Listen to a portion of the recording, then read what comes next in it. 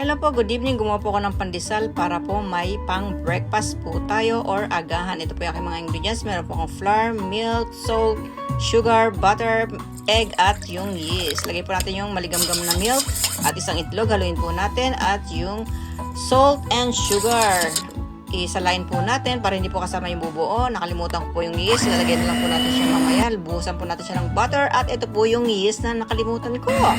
At saka po natin siya i-mix ulit at lagyan po natin siya ng 50 grams na flour. At ito na po, lagyan po natin siya ng mantika para hindi dumikit sa ating kamay. Tatakpan po natin siya, papalsahin at ito na ang kanyang kinalabasan.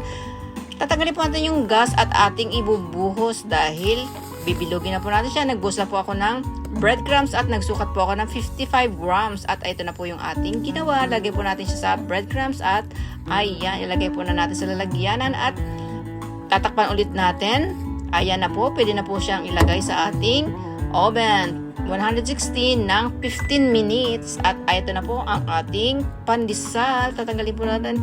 Palamigin muna natin siya bago po natin ilagay sa ating container. Ito na po ang ating nagawang pandesal. Pang isang linggong pandesal po yan. Maraming pong salamat. God bless. Bye-bye. Thank you very much.